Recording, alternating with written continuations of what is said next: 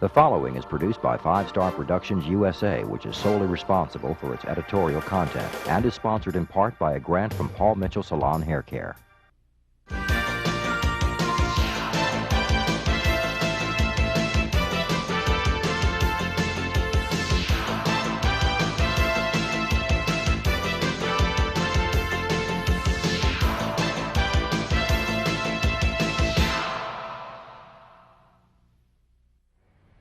It is estimated that at least 200 million gallons of used motor oil are dumped into our soil and water each year. This is not only a huge pollution problem, but also a waste of a very valuable natural resource. In fact, the motor oil now being dumped can be recycled to provide enough energy to power 350,000 homes each year. I'm Ed Begley Jr. Join me this week as Today's Environment explores this and other environmental solutions. Today, City Council gas, in effect reducing with carbon, 9,000 reducing supermarkets air recycling pollutants by plastic a milestone. 80%. Educational programs.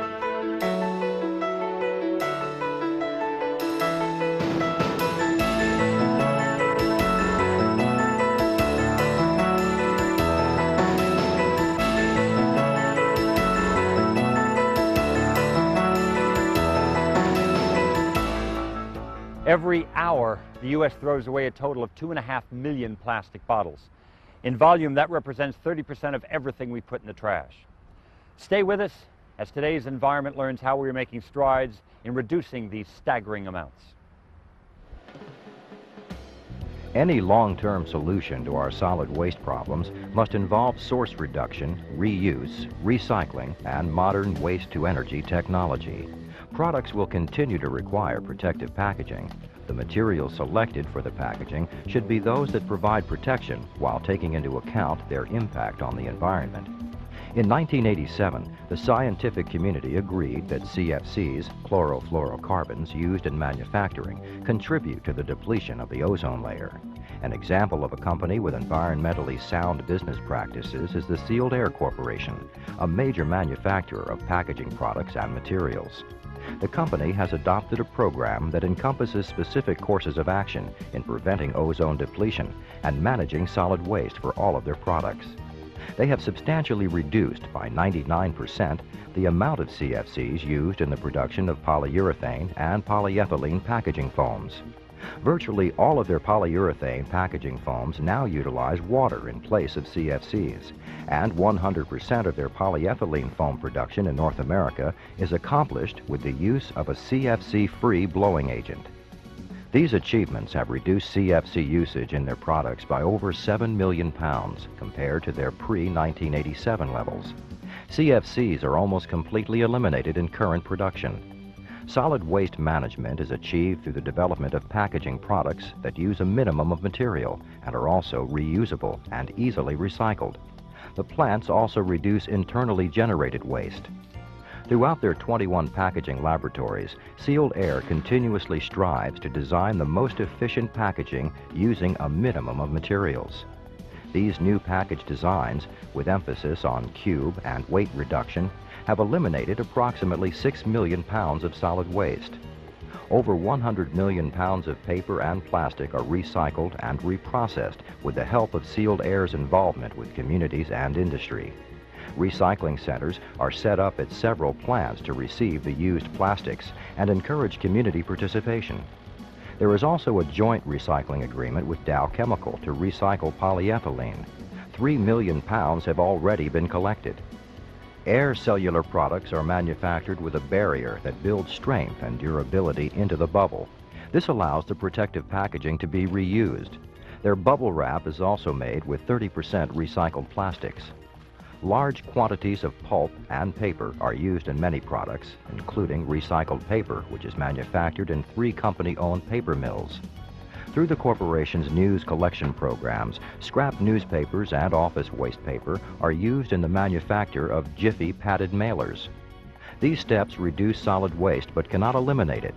For this reason, turning waste to energy will continue to play an important role in the future. Currently, about 5% of the world's solid waste is disposed of in this manner, but this is on the rise. Because of their high fuel content, Plastics are particularly efficient in modern incinerators, even more efficient than paper or wood.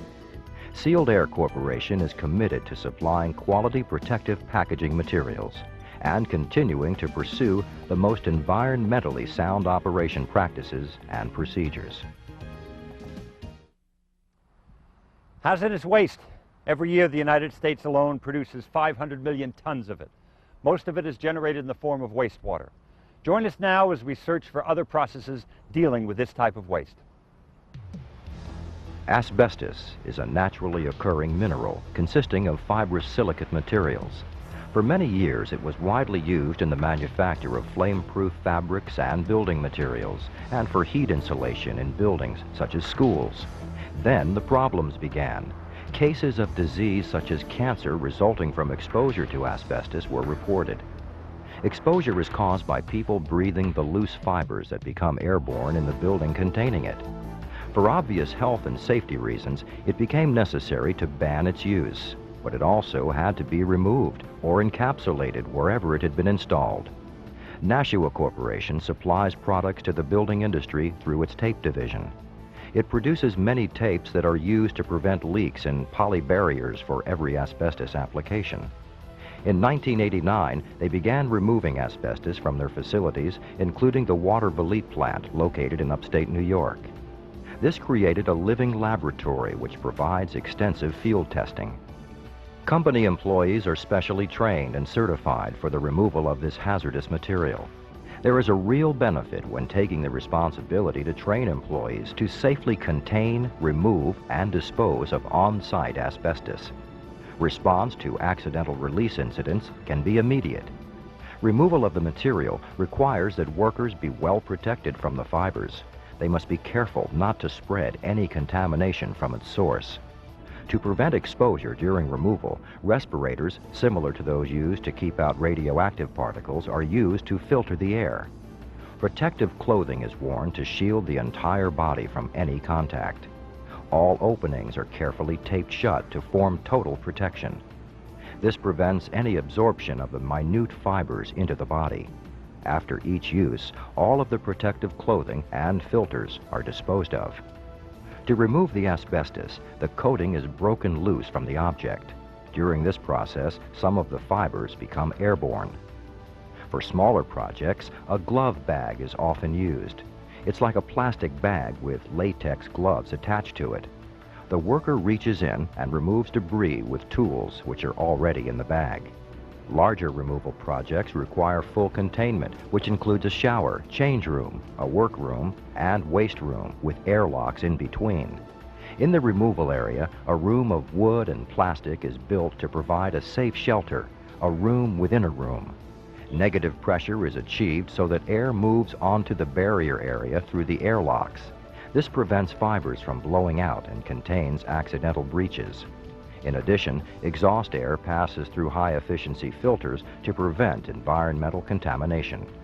Before leaving the project area during a shift change, the protective clothing is removed and a shower is taken. As an additional safety precaution, air samples are taken to ensure that no leakage has occurred. Asbestos abatement is difficult and dangerous. It requires specialized training and teamwork at the job site to maintain safe work practices. At Nashua Corporation, there is a commitment to improving their work environment and responding to the needs of others who are engaged in similar cleanup activities. Ink. The use of it may seem insignificant, but the quantities we use do add up. Newspapers alone use 326 million pounds of ink every year. Today, environmentally safe, soy-based inks are becoming a standard in the newspaper industry. Here is another contribution to help save our environment. All cars and trucks use lead-acid batteries. Every year, more than 70 million of these will have failures requiring a battery replacement. Batteries are made of lead, sulfuric acid, and plastic. These are three things that can be very harmful to the environment if not disposed of properly. Exposure to lead can cause poisoning to humans. It can also be detrimental to fish, birds, and other animals. Battery electrolyte is a dilute mixture of sulfuric acid, which is a very hazardous substance. Its corrosive property can cause burns to the skin and eyes. And the plastic from the case is not biodegradable. It will not break down and can remain in the environment for hundreds of years. If there was ever anything that begged to be recycled, it's lead-acid batteries. Exide Corporation, the world's oldest manufacturer of lead-acid batteries, recognized these reasons long before recycling became popular in other industries. They operate their own secondary lead smelters and annually recover over 400 million pounds of lead from spent batteries and other scraps. They also recycle over 25 million pounds of plastic battery cases and treat or recycle more than 6 million gallons of waste sulfuric acid each year. Most of the batteries returned for recycling come from mass merchandisers and automotive chains who sell replacement batteries. However, there are still an estimated 35 million dead batteries lurking in garages and basements. In a program with a national department store chain, these batteries can now be disposed of safely. It doesn't matter where the battery was originally purchased or whether you buy a replacement. They will pay $1 for every battery returned for recycling. When the dead batteries are returned to Exide's recycling plant, they're crushed and the lead, acid, and plastics are separated. The acid is processed through clarification tanks to remove solids. The acid is then treated on site along with wastewater and disposed of in an environmentally safe manner.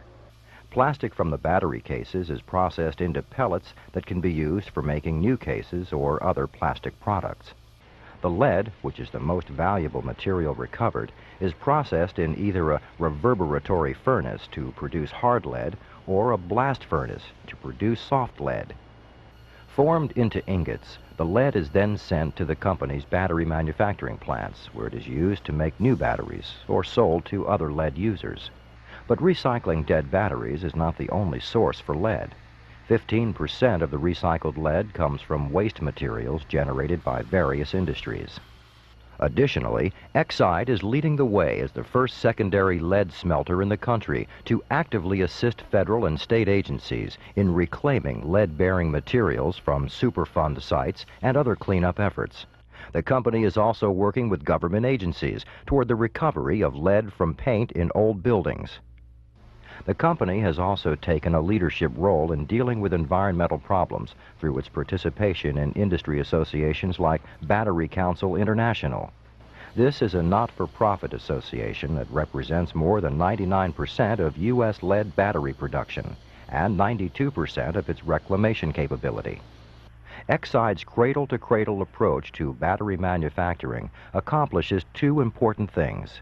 It reduces the need for mining new lead, and it solves a toxic waste disposal problem in an environmentally responsible way.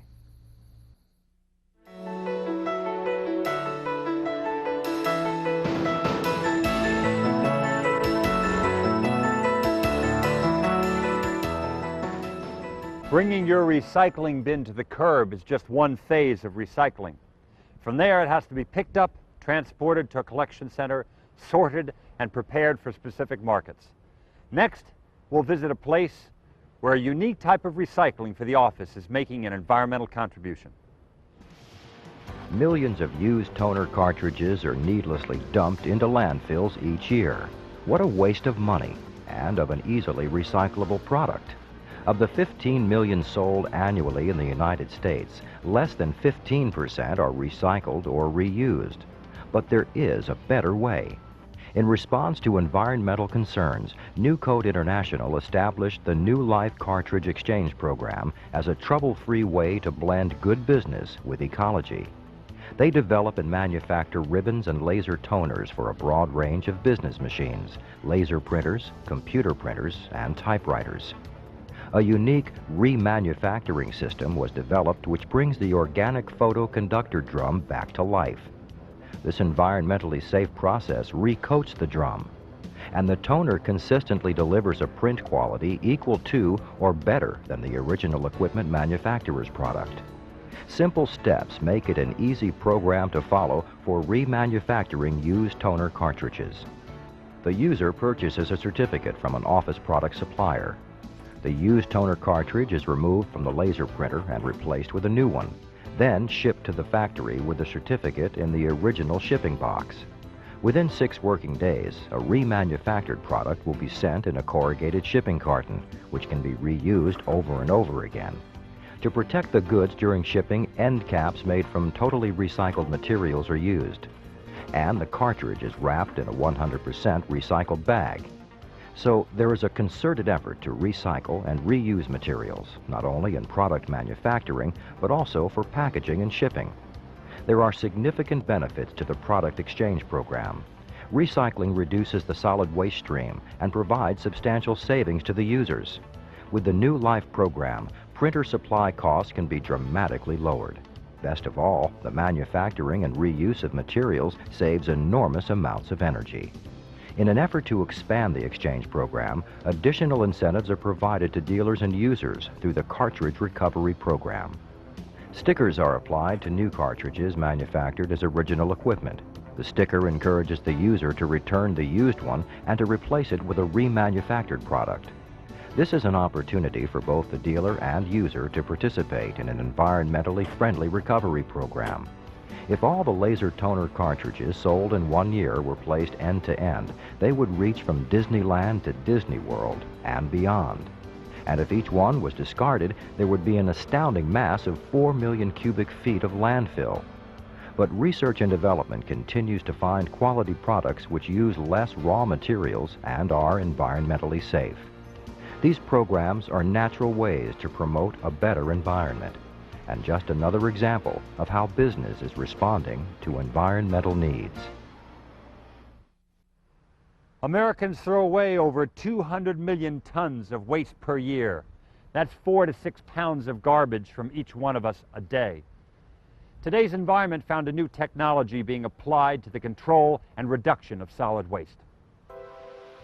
There is a place where environmental awareness works in harmony with a big business strategy, from the air we breathe to the water we drink. Springs Industries, a manufacturer of home furnishings, finished fabrics, and industrial textiles, has a long history of concern for the environment. In operation for over 100 years, they've adopted a value system, a philosophy called the Springs of Achievement. Let's explore 3 programs that work in harmony with the environment: steel drum recycling, wastewater sludge for fertilizer, and solid waste management. Chemicals used in industrial water treatment are shipped in recyclable, returnable containers, reducing landfill usage and saving money. More than 50% of them are shipped in bulk tanks rather than drums, so there are even fewer empty containers to dispose of.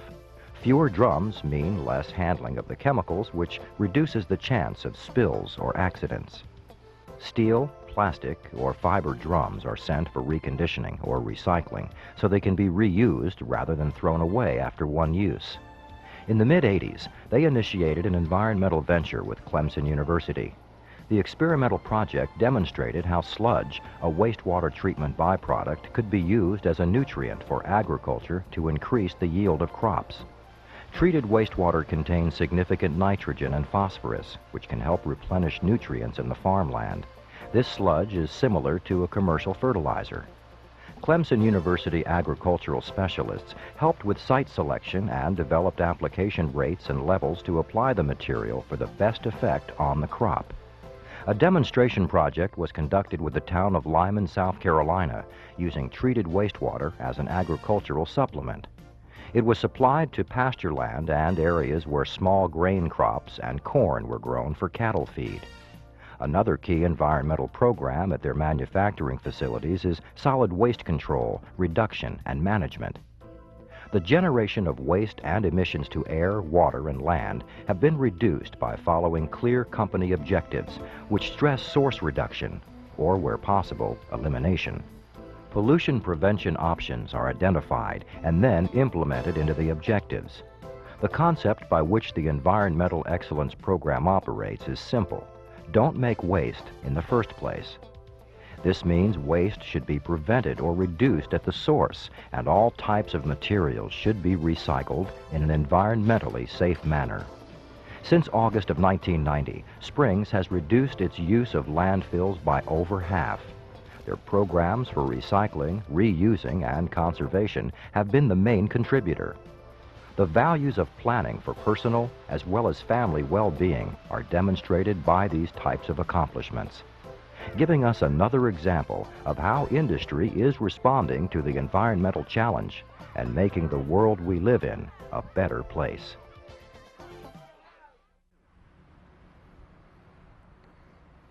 Discarded batteries, when buried in a landfill, leak toxics in our water and soil. That's why it's critical to keep batteries out of ordinary landfills and incinerators and placed in special facilities that can extract and reuse the heavy metals.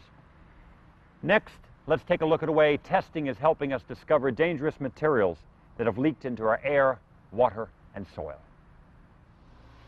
There are more than 2,000 environmental laboratories throughout the United States which test and measure the quality of the air we breathe, the water we drink, and the soil we use to grow food crops. Since many chemical contaminants are detected and measured in parts per billion, the laboratory must be capable of measuring an amount that is incredibly small. So small that a good analogy is the equivalent of only 5 inches in the distance from the Earth to the Sun. Coast to Coast Analytical Services, a California-based corporation, is a national network of locally managed laboratories, the 15th largest in the country. Coast to Coast Analytical Services has developed new testing methods, such as the one for measuring ethylene oxide in the air. This gaseous compound is used worldwide for sterilization of medical products and fumigation. Scientific and medical literature suggests that long-term exposure, as low as 5 parts per trillion in the air, may be harmful. The methods previously available for measuring ethylene oxide in the air were not capable of detecting this chemical at the low levels which pose health risks. But in 1990 and 1991, Coast to Coast developed several methods of detection through sponsored research for the state of California's Air Resources Board.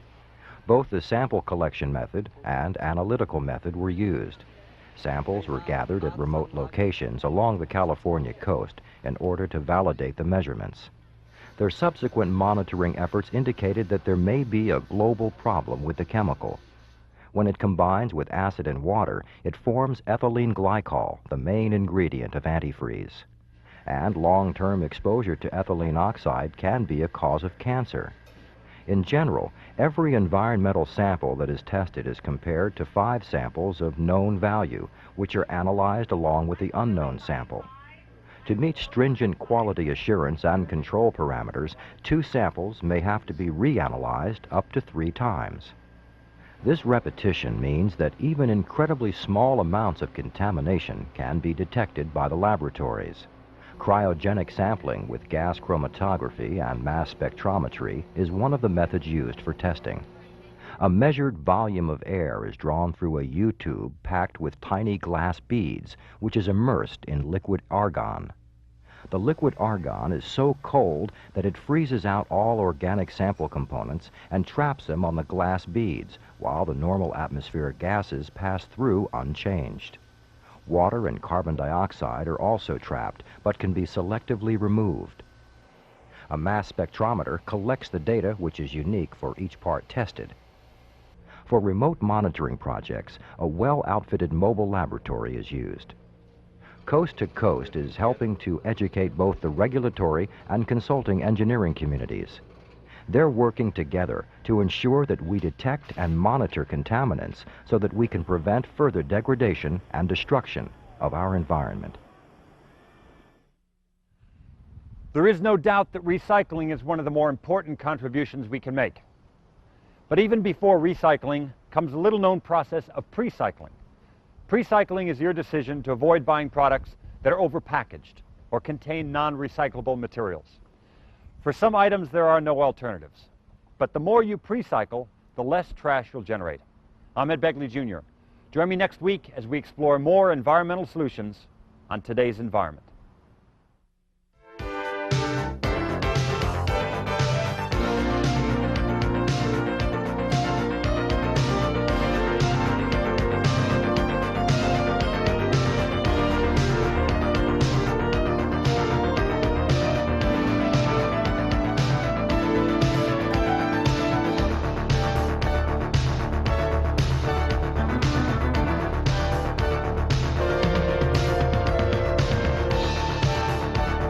If you know of any interesting environmental success stories, call us at 407-997-9800.